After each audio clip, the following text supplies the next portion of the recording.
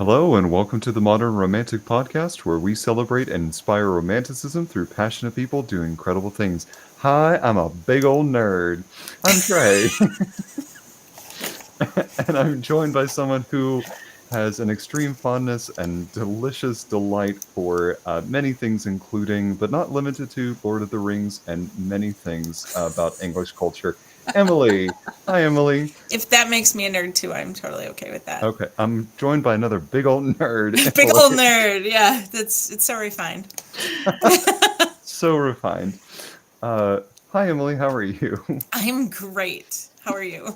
I see you have a new wall behind you. I do. This is one of the many reasons I'm a big old nerd. But yeah, I finally was able to get my collection of just memorabilia, mostly about Pokemon stuff, but just stuff that really fuels me from, I guess, what I would say, an artistic standpoint. And it's really representative of my 30 plus years of collecting stuff. I have some things on this wall that are from my childhood up through some stuff that I collected last year, and I'm very now happy to display this all with pride and to say a big old nerd. Hooray, big old nerd. It looks shoppable. I'm going to interrupt myself. It just occurred to me that this looks shoppable. Thank you. That is an extreme compliment. No, you cannot stop here. Do not ask. Stop. It's it's it's like you might have a slight background in merchandising. That's so funny you say that. No one's ever said that to me in my 5 plus years of retail business. What an But odd thing to say to someone.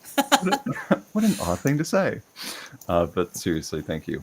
And I'm very happy that it's up. Fun fact, these bookcases were once completely black, and I have painted them all white. So fun fact. The other thing I want to talk about, I want to tell you about the news about my recent audition that I had. Oh yeah. Yeah, so did an audition. I've been on a journey of getting back out in the theater and doing things. And I want to tell you that I did something that scared me this week. I went to the callbacks and got the notice back that I didn't get cast in the show, like at all. Okay. And I did something scary and actually reached back out to the theater and I asked for feedback from the director and said, I don't care if it's just something generic that's kind of applied to everybody. I don't care if it's about me specifically, but can I ask for some feedback? Mm-hmm. And Wow. the director reached back out with an email that started off saying, "I hate giving feedback, but if I can share anything, here's what I'd like to share." Um, and what he said was, my audition was actually really strong. That I acted well, I sang really well. The biggest thing about it was my dancing probably wasn't up to par, but I'm also not a trained dancer, so that's not a surprise. Yep. Um, and he said you can come across a little bit very classical. So for the vibe of Okay. the show, we're going for something that's a little bit more like niche and very campy. So it didn't fit the vibe of the show, but from an overall standpoint, your audition was strong. Cool. So, That's brave of you, first of all, thank you, and bold, and go you. Yeah. thank you. And So do you feel good about that feedback? I do. I was left feeling like my audition was, cruddy, and then come to find out, no, it was actually really strong. It didn't fit the vibe of the show. So it doesn't mean that I am a bad artist. It just means No, this wasn't the right show for me. just wasn't a good fit. Yeah. Yep. So really good experience, and so an encouragement from our past guests to say, go out and do something that you're scared of. And you did. Yeah. Here to tell Hooray. us, and our guest tonight, I'm sure, are going to tell us all about the things that they've been scared to do and how they've overcome that. I'm really excited to get to talk to them more. So, Emily, would you do us the honor of introducing our guests? First, I have a joke. Oh, okay. What do you get when you put three dog loving photographers in one podcast? Um, I think what you mean to say is four dog loving. I'm sorry, four dog Oh, loving photographers in one podcast. I don't know. What do you get? a howling good time. It's cheesy and it fits. So we have with us here tonight a photography duo, Maggie Hall and Nile Hawver. Sorry. It's a photography duo, but they also do photography separately. And they have brought with them their beloved dog, Odin, who is really the star of our show tonight. No? Odin is- That's okay. We love you, Odin. Thank you for being here. And thank you, Nile, and thank you, Maggie, for also being here with us on the podcast. Yeah, thanks for having us. Yeah, Absolutely. so great of you to be here. Yeah. So do you do photography? Let me wrap my head around it. Do you do photography together, or is it all separate? Yes. Yes, Yes. both. Both. Okay, that's Mhm. yeah. So you have, like, I was looking at your websites, and you obviously photograph different things. Maggie has more of a. Well, maybe you should describe it. Tell us I used your photography. Sorry. sure, yeah. I used to focus a lot on interiors and on product, and recently, the past few years, I've really narrowed my focus down to theater and production photography. And it's really, really good. I was kind of blown away by some of the product photography you've done, and interiors too. Like you light things very well, and I want to be in those spaces. So yeah, and then Nile, your type of photography is more headshots and. Yeah, so I started with actor headshots and then also do a lot of production photography. That's the bulk of what I do as well. And so Maggie and I will shoot together on a lot of the bigger theaters that we work for. We'll kind of shoot, as a pair, covering shows or events. And you're in Boston, is that right? We live in Providence. Oh, Providence. Okay. And we're less than a month out from relocating to Brooklyn. Oh wow. Oh, wow. Congratulations on the move. Thanks. That's a lot Things going that's- on. Yeah, things that scare you. So Yeah. Right. Can I ask what inspired the move to Brooklyn? a lot. A lot. Yeah, I've always wanted to live in New York, and there were a lot of logical reasons why it sort of lined up to make sense now. Yeah, I think there's just so many more opportunities for work, for connections, especially in the performing arts and theater. And we also have a 4-year-old son who will be starting kindergarten down there in the fall. So Oh yeah. Yay! That's so Yeah. exciting. Big changes for everybody. yeah.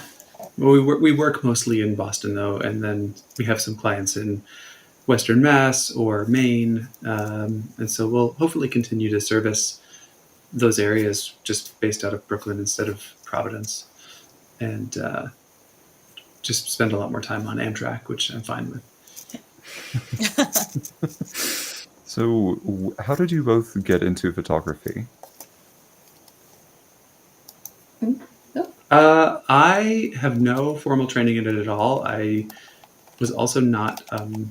I found it late, and it wasn't ever anything that I felt like was a form of expression necessarily. Like I think I found it through theater, I suppose, and I liked feeling useful in the like capturing rehearsals and performances of shows that I was in when I wasn't on stage, and I just quickly felt like it was something that I could really use to contribute to the theater that was being made that when I wasn't on stage.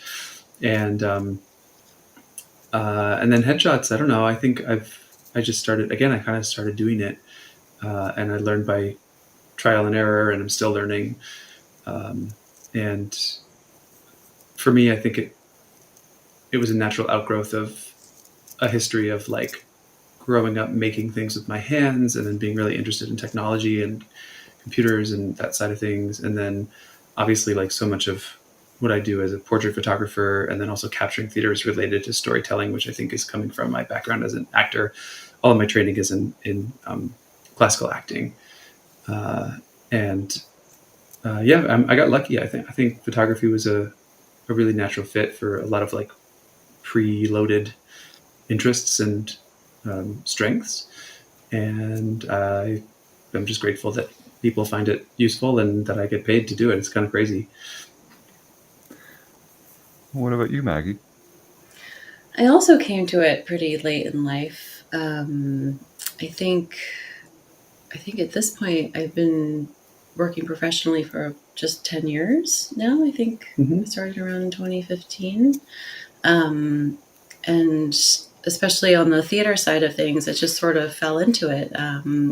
Nile was doing a play here in Providence, and they needed someone to take rehearsal photos. And so I just started doing it, and then kept working at it, kept practicing, and found it was something that I really loved.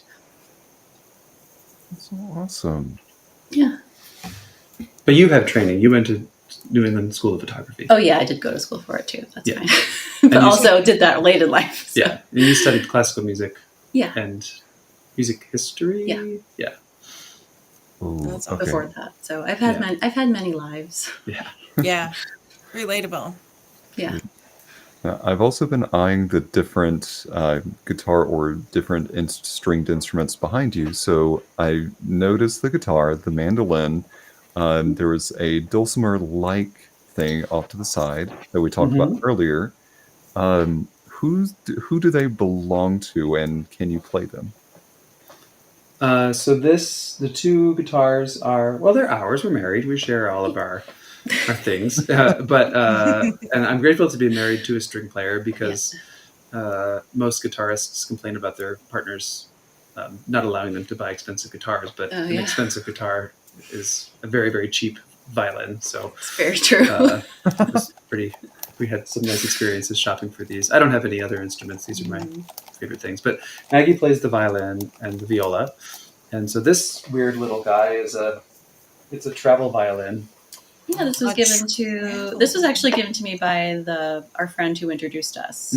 It's a travel violin called a cricket by a company called the Magic Fluke. And they basically just take a violin and cut the sides off and then put a plastic back to it. So you could just throw it in a bag and go. Yeah, it doesn't have a case. It's made to be played in the rain or whatever. And there's an input on the side so you can plug in a pickup. So Maggie has played this in a couple of shows, and I haven't played this in a show. I'm terrible at the violin, but I do. Yeah. And then the other ones are mine. I have this guitar on the left is one that I bought 20 years ago now, which is crazy. And then this one was newer from 7 years ago, maybe. And then we got the mandolin in Nashville when we went to visit.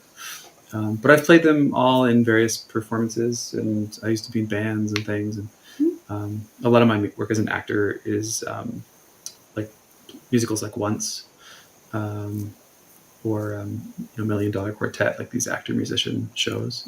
Which we did once together last year. Oh, cool. Yeah, that's such a great show. Yeah. All right, so you also brought up music history, and that brings up my background in like classical singing and that sort of thing. So Maggie, cool.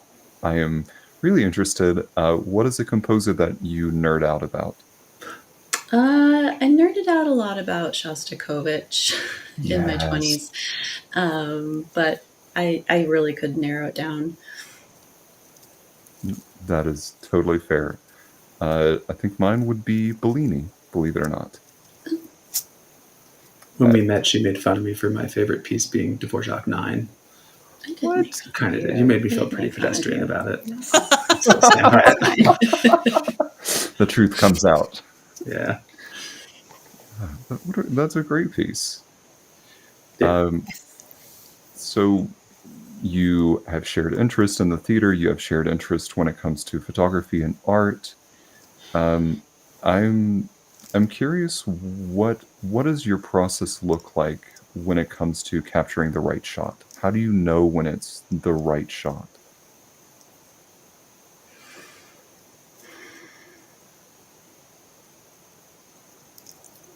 is quite a question, Trey. It's a question. Good Well, it's different for question. headshots than theater for me. Yeah. The headshot one. I mean, I think portrait photography is really interesting in that, like, I think every person photographing another human being has an agenda, like not consciously necessarily. Even and actor headshots I think they consciously have an agenda because they're a tool.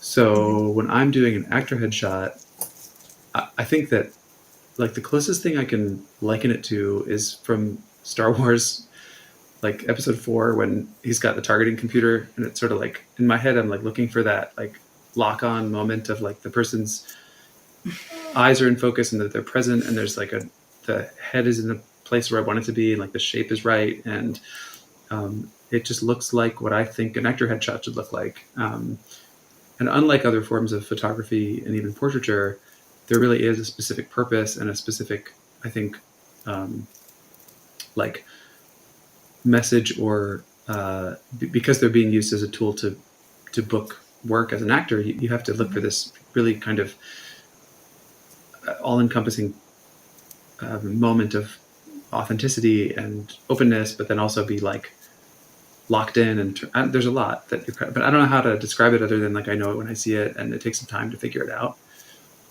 What about performance though for you? I think that's so hard to describe. I think a lot of it comes from just looking at the lighting and the scenic design for the show, and seeing how the characters fit in that world, and then the communication between the characters that's happening, any type of interaction that they're having with the audience, or any type of like internal communication is sort of what I'm looking for. A lot of it is kind of anticipating what's going to happen next too. So without having seen a show, you, after like a couple of scenes, or you can kind of get an idea of where people are going to be entering in, where the action is going to be happening, and then stationing yourself in a place to be there. I think we're also looking for the mission of the shot. Like sometimes for theater, there's a shot that's going to, like, it's the one that they're going to put on the front of the program. Like, even though they didn't specifically ask for it, you're like, that's the marketing one. Or there's the one that's like, the lead actor has to be showcased here. Mm-hmm. This is about the ensemble. This is about the vibe or the energy of the show. And every show is different too. And like, what's the important element? If it's two people sitting around talking, how are you going to find that moment of like connection between the two of them? And like, from a market, our shows are usually used for, our shots are usually used for marketing. So how do you think about like, what does the marketing team want, and what will help them sell tickets to this show? Mm-hmm. And hopefully we can make it also obviously beautiful, whatever that means, and look, epic and cool and theatrical and all these other things. But I do think there is also that sense of, how do we serve and that's all happening like in my head too when I'm taking pictures. It's like, what am I trying to get, and how to get there. So that's a lot to balance. It is like, it's kind of like, it's different even than like shooting a wedding, because you have, while everything's moving and changing and the event is happening in front of you, like you said, you're anticipating where actors are going to be. If you haven't seen it before, do you go in and see it before, so that, or like a rehearsal, so that you kind of know what to expect? kind of rarely. If we do rehearsals, it's usually done in a rehearsal room, not on the actual stage. It depends on the show. I mean, sometimes when we're shooting like higher profile projects where there's more like at stake, and it's more important that we like really get it right, because we have less of an opportunity to do it again, or if it's something where there might be a technical element that we're not sure is going to, sometimes there are problems with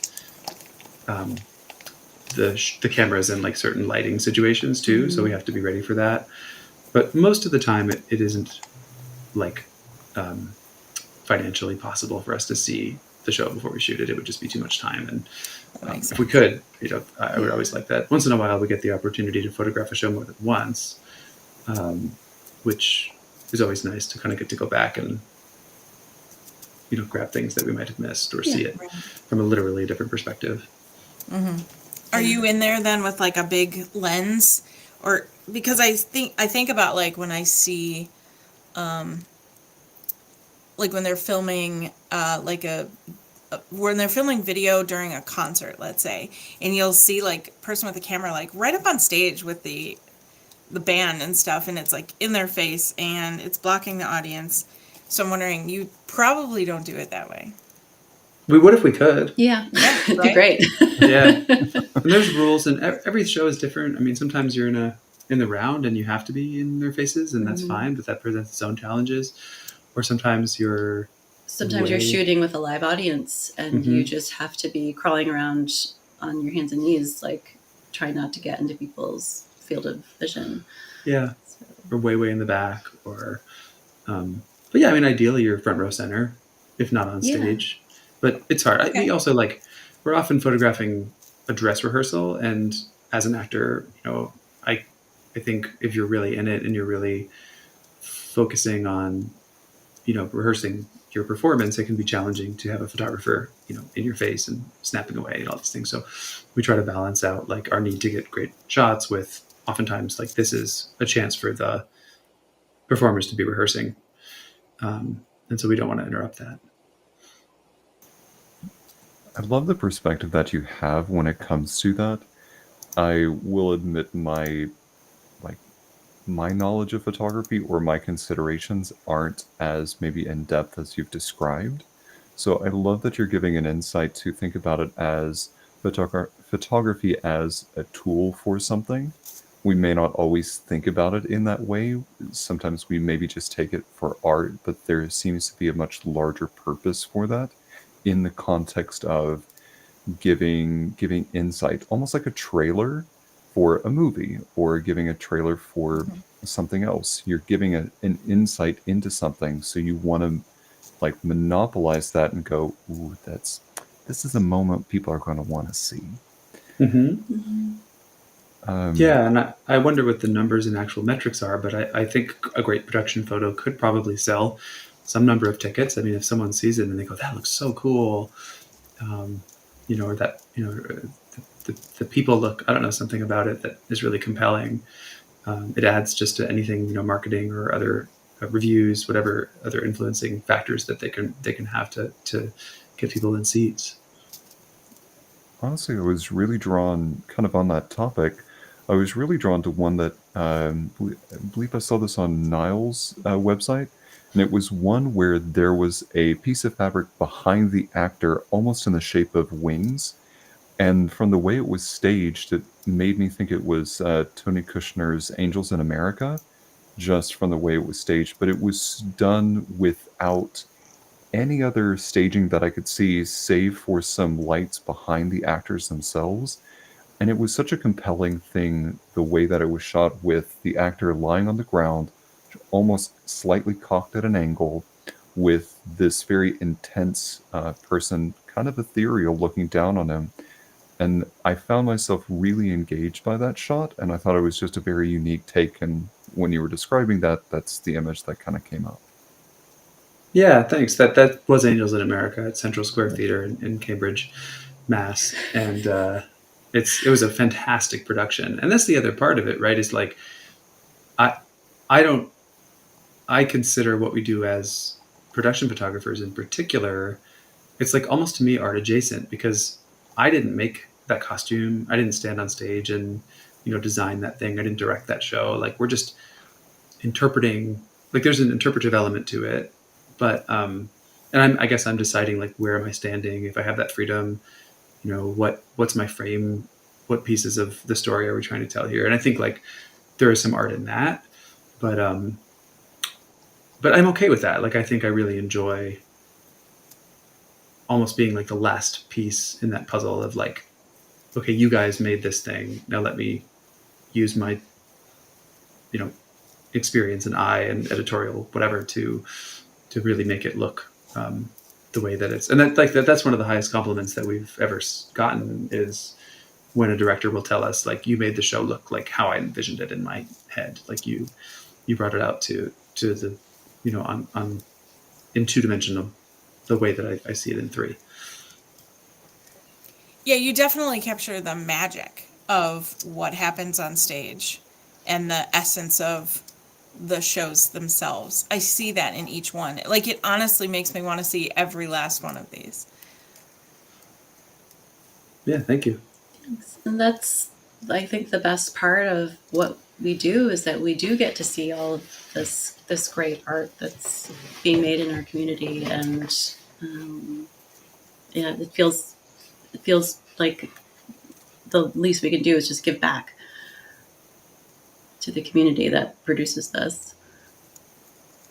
Yeah. Well, I think you accomplished that for sure. Also, like, for somebody who maybe doesn't understand what happens inside of a theater, like on the stage, we've seen high school productions, or our only experience maybe has been, very limited what we grew up with, and haven't gone to see any real professional theater. The idea that this is the look inside of what happens, you're capturing it in a way that would make someone want to see it for themselves. And I think that also is important, not just because it sells more tickets, but because it translates the art. Yeah, that makes sense. And Yeah. we take it for granted. I mean, I've been in a theater for like 30 years, well, except for COVID, like pretty much nonstop in some way. So I do forget like how much of a privilege, and it's like, I think that like marine biologists have the coolest job because they just get to hang out with fish and stuff all day and be underwater, and like, but for them it's probably just, oh, this is what I do all the time, and I'm so sick of these dumb corals or something. So it is crazy that this is what we get to do. And like Maggie said, it is mostly, obviously it's our job and we do get money for it, and that's great, but then also the way that we feel like we can contribute to and elevate the work of our community and the people that we collaborate with in other ways too. Yeah. Well, if we've learned nothing on this show, it's that storytelling creates community, and community is important to every area, and that makes your work more important than probably most people realize. Yeah, I suppose.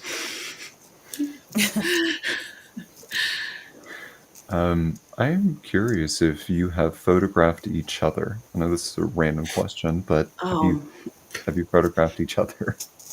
So Yeah. I'm the worst at having my picture taken, like the absolute worst. So I'm also pretty bad at it. Yeah, we're both pretty lousy bad subjects.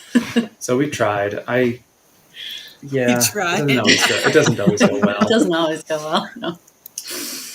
I think there's a comfort. I've photographed people, like friends and even my parents, people I know, and I think that there's a zone of comfort that is beneficial. And then once you get too far into like intimacy, whether it's a parent or spouse or whatever, I think it can actually get more difficult than photographing a total stranger, because there's like an added level of self-consciousness and expectation or something that comes out around it, as opposed to like, if you're photographing your 5th best friend or someone you've been in a show with, they're familiar, but they're not, I don't know, as intimate as someone you see every single day. And Right. Mm-hmm. Honestly, yeah, it's really tough. Yeah. There's a level of trust there too. I mean, I would think. Well, I think about maybe, like Josh photographing me. I would be like, I don't know. yeah. Well, because maybe you're like the person so well that like any inauthenticity or discomfort is like amplified because you can see it so clearly. Like if I've never met you, I can sort of pick up on it, but I may not be able to read like 100% what is your like, or how relaxed you are or something. And with someone that I again have known for forever, that as soon as the camera comes up, I'm like, you're not being this is not who I know you are. Right. You can tell automatically how totally uncomfortable I am. Yeah. in that position. So I can't hide it. Like, Right. And truly, I thought the answer was going to be because you're both photographers, and so you're like looking at how the other person is taking the shot and kind of like editorializing what they're doing at the same time. sometimes we actually have very few pictures of the two of us together, which is Yeah, the effort it took to get that one for you guys. Like, it was good that we needed it anyway, but we were like, oh my god, we have to go to the studio. I think we had my step brother-in-law do it because we were like trading headshots for him, and so we just set up a tripod and said, just press this and we'll go over there. Well, it turned out really well for the both of you. Yeah. Thanks. We would not have known. Yeah. You did great. Yeah. Good. Thanks. That's like, but it's similar. It's like Trey and I with shots for our website for the podcast. We're like, do you have anything recent? No, and I don't wanna. Yeah. It's hard. I think we live in such a saturated environment with imagery, and I recently learned about Jevons paradox, which it applies to energy consumption, and they talk about like how as energy production becomes more efficient, the demand rises to match the production. So like, no matter how good we get at making, it's, you can just anecdotally kind of feel that, right? That like we've gotten better at making energy and making more efficient machines, but then we just use more and more of it. So I think with imagery right now, it's an interesting time to be a photographer because photography is now ubiquitous in that everyone has a camera in their pocket, and there's now AI, but then also like the demand for constant images has grown to match that like ability to produce them. We're just constantly, making things. I thought about that as well. I didn't know there was a name for it, but you're right. I look at some of the photographers I follow, and it is like, oh, they haven't come out with anything new in a couple weeks. What? That's bummer. And I'm sitting here going, I haven't either. What am I thinking? Yeah, that's a lot of pressure to put on somebody to output so much when, we need things to create those images in the way we would. Like some of the composite artists that'll spend 40 hours on an image, and we don't think about that. It's just show me the image, put it in front of my eyeballs right now. Right. And we're also finite beings. So like we have lifetimes, and we probably won't photograph things for our entire lifetimes. So we have a finite amount of time to be creating this art. I think about that sort of thing a lot. Well, go ahead. I'm sorry. Yeah, I was going to say in that same way, like getting stuck making something that, like that's the paradox or whatever of any artist who finds this like joy in making something and discovering it and creating it for the first time and like learning all about this thing. And then suddenly, especially when it becomes commercial, you're then expected to continue to deliver the same product. And where do you find that opportunity to, it's that classic, like everyone hates the band's second album because it doesn't sound like their first one. But if it sounded too much like their first one, they would accuse them of, just making their first album again. But some people would really like that. So I think how do you, I think as artists, like you're someone who is driven by novelty and curiosity and experimentation. But then when you find something that people want to pay for, or they expect that result, then you're kind of trapped into delivering the same thing as a machine again and again. Yeah, same with like movie sequels and season 2 of any show, and especially once they change writers a little bit. Yeah. It makes me think of, I'm going to call out Hosier for a second. I really loved I would say his first 2 albums, but his most recent one is one that he got a little bit more experimentation with and a little bit more pop. And I'm finding it a little bit more like, okay, you made choices with this. I don't agree with all of them, but it's interesting. so it's not always a bad thing to experiment, but sometimes it's less about the audience and more about the artist that needs the opportunity and the capacity to experiment. Hmm. Um, do you So in that vein, do you feel like you get the opportunity to experiment with your photography, or do you feel like you are kind of locked into a particular framework or mind framework? I think you do. What? Did I get to experiment? Yeah. With headshots. Well, You're always changing. yeah, I'm always like looking for like the perfect light. I'm kind of in this like quest to find like this combination of esoteric tools that are going to like add up to a really consistently beautiful artificial light. So I'm always kind of swapping things around and trying stuff. But ultimately, I do have to deliver to the client, especially one-on-one, as it's a kind of a commissioned piece in a way that I have to deliver something that looks like what's on my website. So I couldn't like way go out of left field and do something completely different. But once in a while, when I get to do like a portrait session, that's a little bit more. Oftentimes opera singers, when I get photograph them, that they might be interested in something that's not such a, traditional headshot, especially for like website or marketing materials. So we'll get a chance to play around in different environments or try, more dramatic clothing or something that's just a little bit more out of the box than what's expected in traditional actor headshot. And then with theater though, like you said that I think there's like when you go back to the same physical locations repeatedly, you might run into some repetition, but then every show you can get some shows that are fresh. Yeah. So opera headshots are a little more, or can be a little more exciting. Mm-hmm. Why do you Yeah, think that is, Trey? Truthfully, I don't know. Um, I'll be honest. I've seen a lot of opera singers' headshots, and some of them are frankly just boring.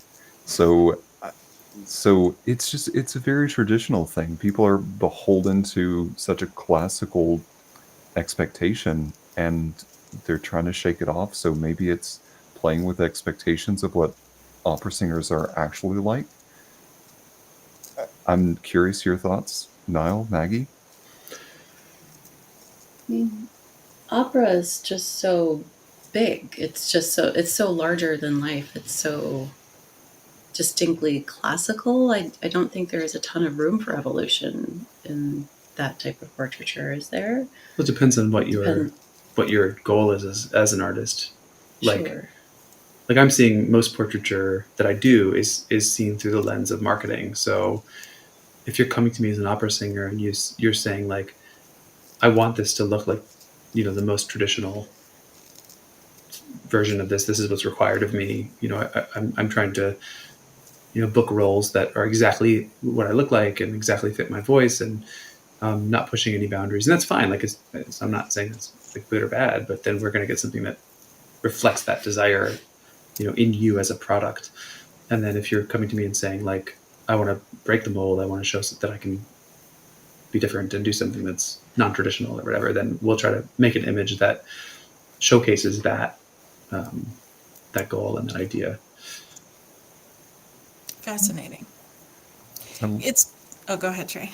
I love that the conversation. What I'm hearing is just very consultative. It's not just you listen, you take picture, and that's it. It's really, really trying to craft an experience and what that final image is going to be like.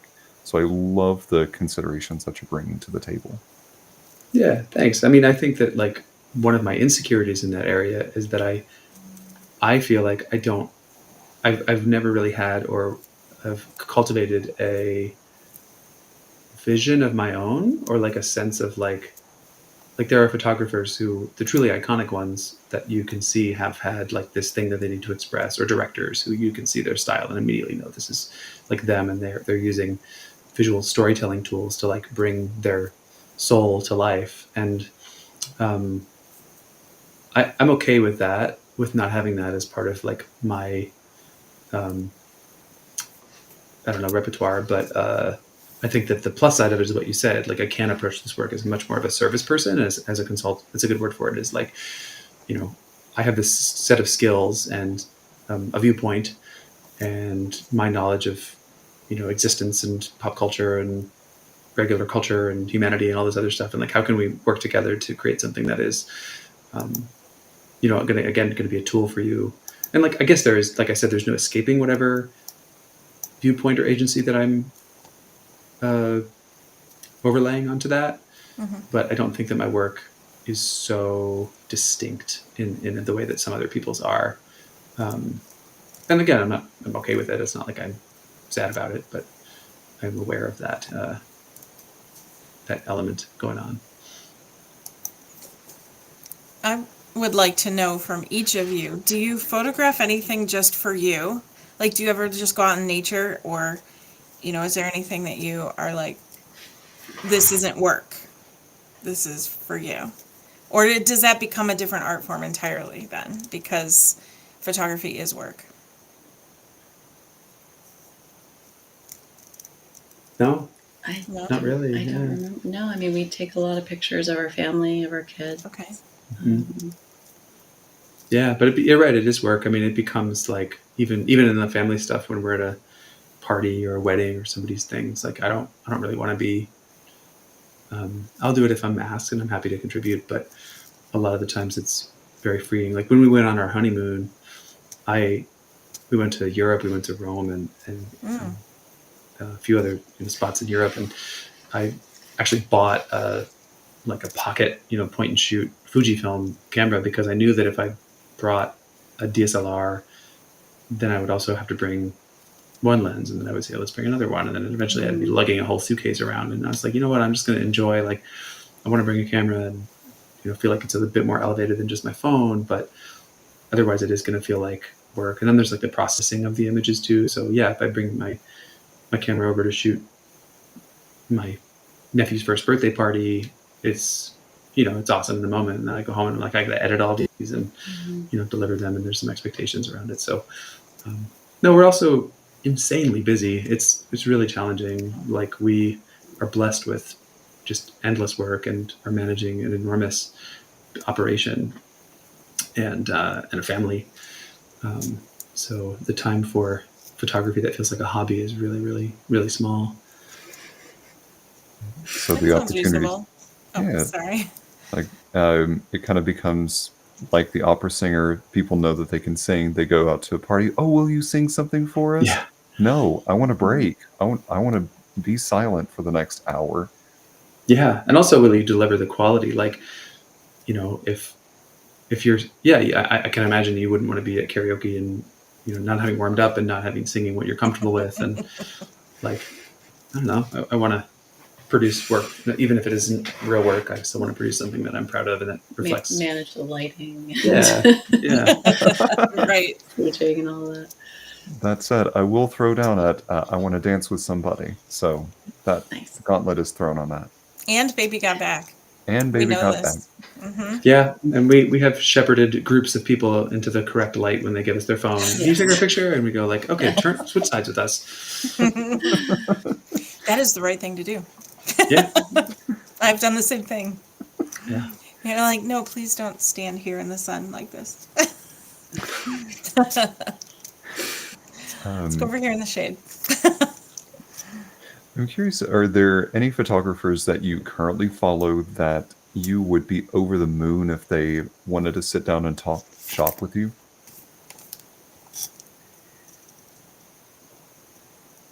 I mean, I love Joan Marcus. I think she's Okay. fantastic. I also love that she's another woman in the theater photography world, because I haven't really come across that many.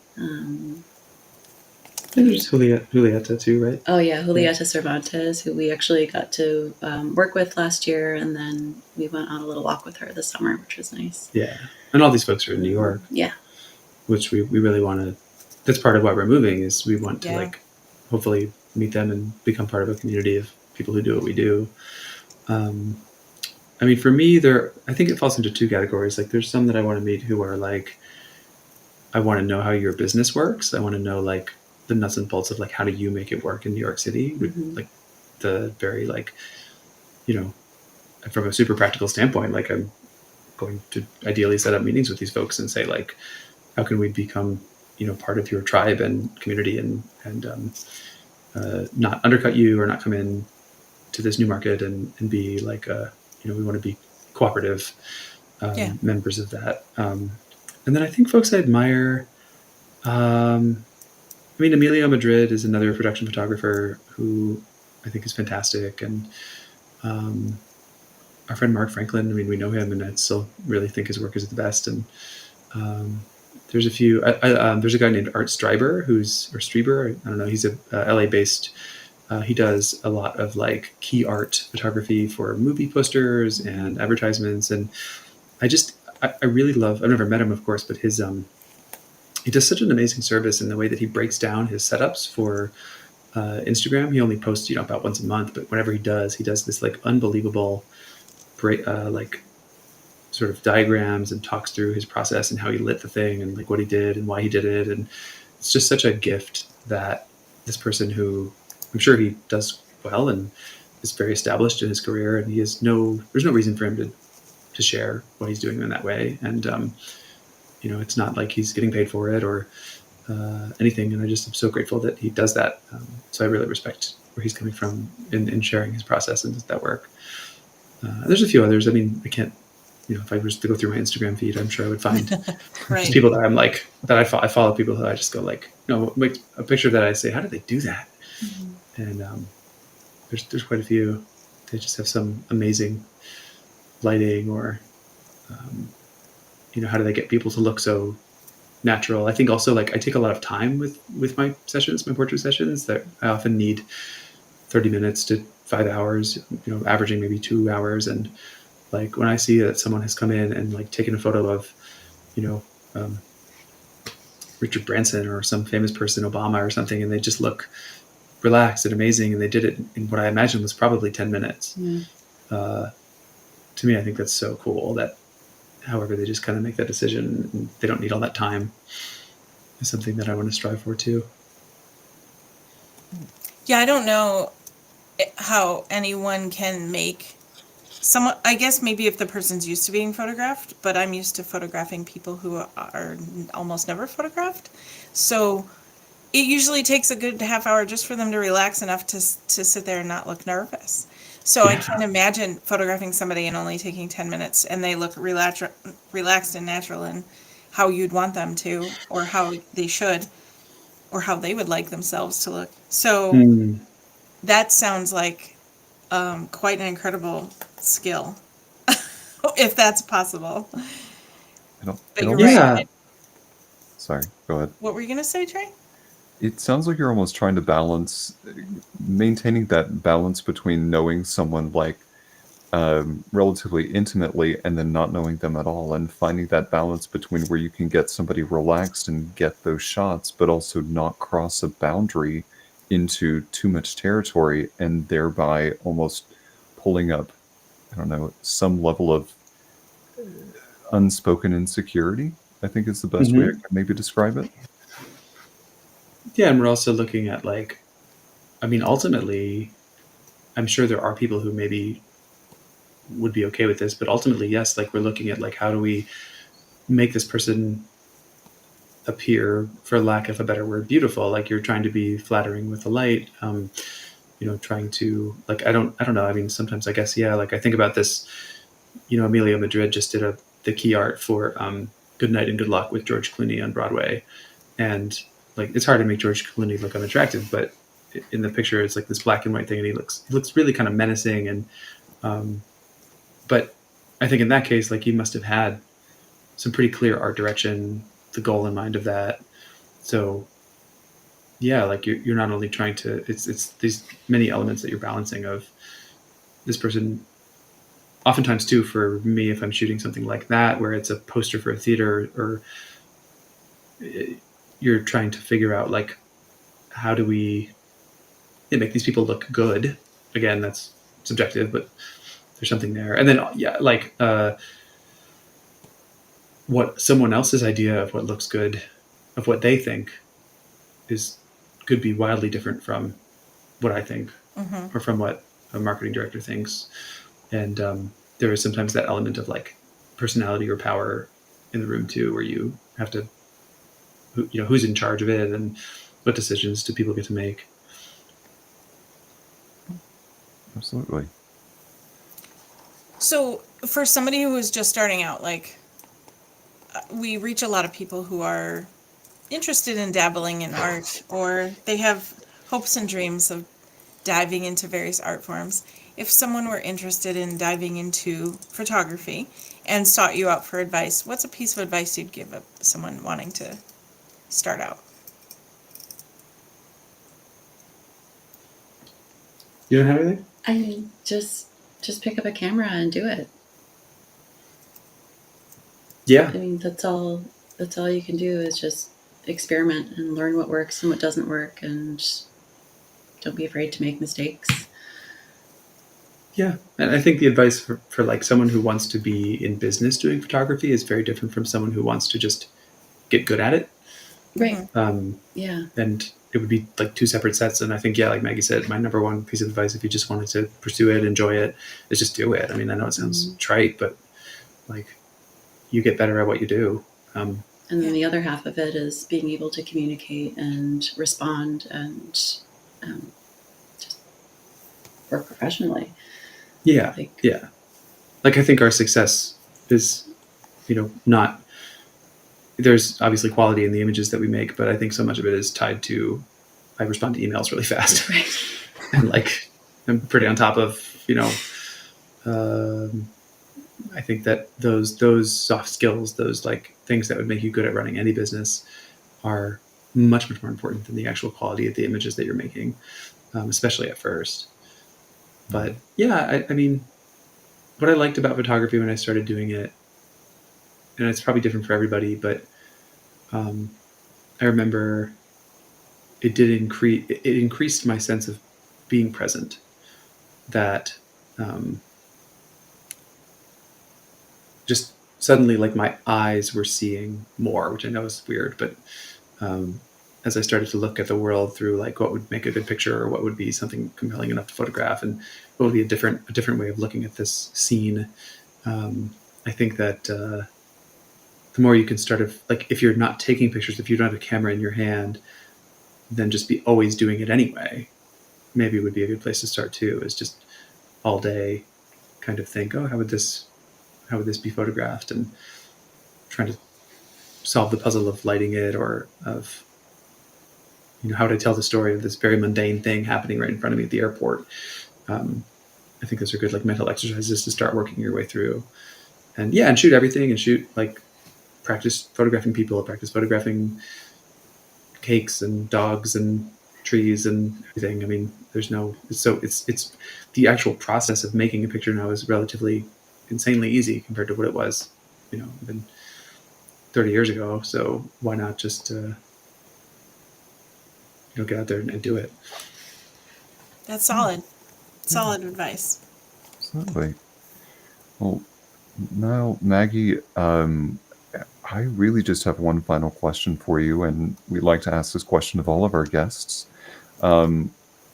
So you are both independently sitting down to have lunch, and who is going to be the other person on the opposite side of that table, and they can be alive or dead. Who are you having lunch with?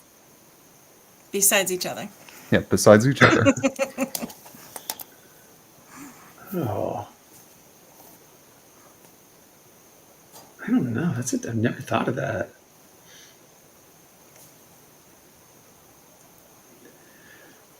I think mine would be my great aunt Shirley, who was an amazing artist and painter, and I just always had such a special relationship and fondness for her, and I think I would just love the chance to connect with her as an adult. Yeah, I think, I'm sure there's other, like, I was thinking of like, oh, maybe I'm really into like furniture and design lately, so some famous I just read a book to my kid about all these famous designers, but I think like my grandfather, my mother's father, passed away when I was like 10.